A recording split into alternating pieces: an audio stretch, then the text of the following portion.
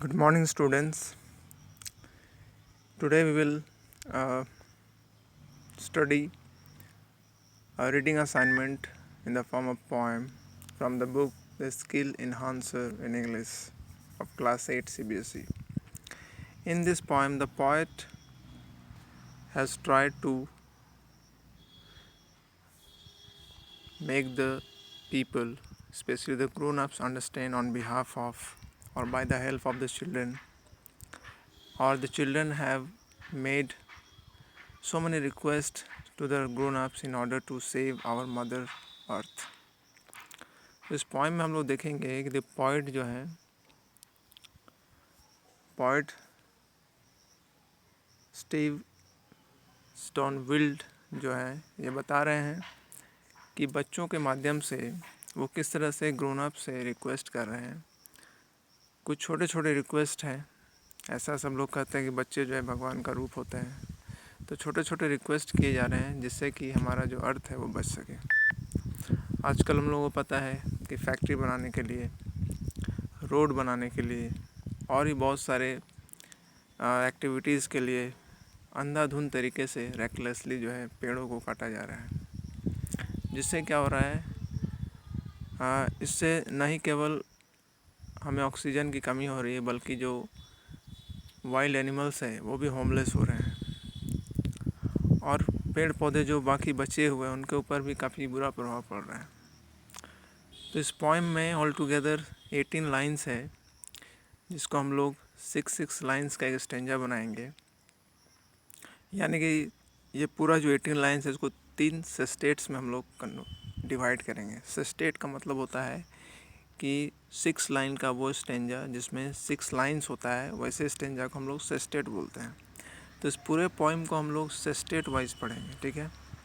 तो देखते हैं क्या क्या रिक्वेस्ट ये लोग करते हैं। फर्स्ट स्टेंजा यहाँ पर है, dear grown ups please leave all the flowers, please leave all the flowers there and do not cut down the trees.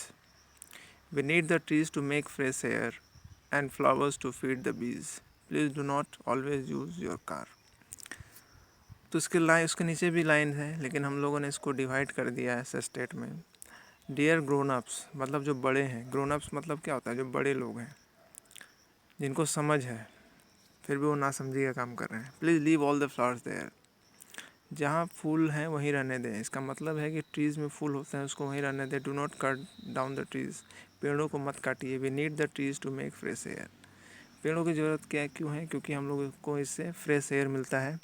And flowers to feed the bees, और जो बीज होते हैं हम लोगों को मालूम है, साइंस में लोग पढ़ते हैं पॉलिनेशन फर्टिलाइजेशन किस प्रकार से होता है। तो फ्लावर्स ज़रूरत है बीज के लिए ताकि वो उससे जो है अपना खाना बना सके, खाना ले सके, और जो है इसका जो साइकिल है उसको कंप्लीट कर सके। Please do not always use your car, हमेशा अपने कार को इस्तेमाल मत कीजिए। To take you everywhere because the fumes go very far and heat the atmosphere, then soon the sun will be hot and all the plants will die, so please get out and walk a lot. तो second state है, इसमें क्या है, do not use your car to take you everywhere. यहाँ एक और request किया जा रहा है कि आप जो है, हम लोगों को पता है कि काफ़ी लोगों के घर में व्हीकल्स हैं, 4 व्हीलर्स 2 व्हीलर्स, और जिनको अगर 4 कदम 5 स्टेप्स या 4 स्टेप्स जाना है उसके लिए भी ये लोग जो है गाड़ियों का इस्तेमाल करते हैं। तो बच्चे को माध्यम से पॉइंट रिक्वेस्ट करते हैं कि आप इन छोटे जो दूरियां हैं उनको आप पैदल चल के भी आप उसको जा सकते हैं। तो इसलिए छोटे छोटे चीज़ों के लिए, छोटे छोटे जगहों के लिए आप अपने कार या व्हीकल्स का यूज़ ना कीजिए, क्योंकि इससे जो फ्यूम्स मतलब होता है स्मोक, जो धुआं निकलता है वो एटमॉस्फेयर को हीट करेगा। और हम लोग को मालूम है कि जो टेम्परेचर अर्थ का बढ़ रहा है जिसके कारण ग्लोबल वार्मिंग का एक प्रॉब्लम हो गया है, जिससे इरेगुलर पैटर्न ऑफ रेन हम लोग देखते हैं। जब कभी भी बारिश हो जाती है, कभी जो है मौसम काफ़ी गर्म होता है तो कभी मौसम काफ़ी ठंड होता है। इस तरह का जो इरेगुलरिटी है वो इसी कारण हो रहा है। Then soon the sun will be too hot, इससे क्या होगा कि सन जो है वो पूरा गर्म हो जाएगा and all plants will die, और जिससे जो प्लांट्स है वो मर जाएंगे। So please get out and walk a lot. इसीलिए आपसे रिक्वेस्ट है कि आप जो है छोटे छोटे दूरी को तय करने के लिए अपने व्हीकल्स को, अपने कार्स को, अपने बाइक्स को यूज़ मत कीजिए, टहलिए। जिससे आपका शरीर भी फिट रहेगा और एटमॉस्फेयर को भी हम लोग बचा सकते हैं। लास्ट स्टेंजा हम लोग देख लेते हैं। To see the clear blue sky, आप पैदल चलिए ताकि आप खुले आकाश में अच्छे हवा में सांस ले सकें, अच्छे जगह पे आप घूम सकें। Then we will run and jump and play and grow up strong and tall, then we will be happy every day and we will thank you all with love from the children. और जो है हम लोग then we will run and jump and play, तब हम लोग जो है खेल पाएंगे, कूद पाएंगे और बढ़ भी पाएंगे और हम लोग हर दिन खुश रहेंगे। और इसके लिए हम आपको धन्यवाद बोलते हैं हम बच्चों के तरफ से। तो ये था पोएम। अब हम लोग देखते हैं कि इसमें किस तरह का पोएट्री डिवाइस या राइम स्कीम किस तरह का है। इस पूरे पोएम को हमने स्टेंजा में इसलिए डिवाइड किया ताकि हम लोग इसका राइम स्कीम पता कर सकें।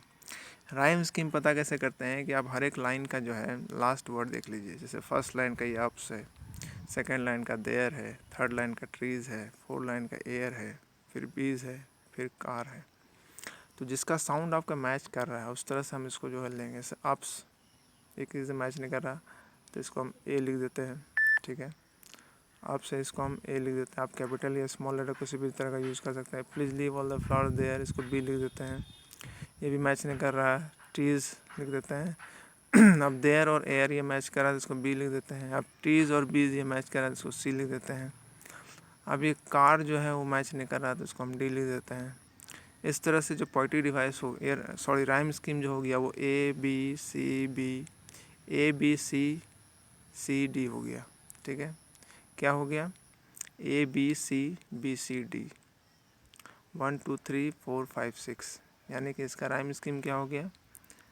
ए बी सी डी, ठीक है। तो ये आपका राइम स्कीम हो गया।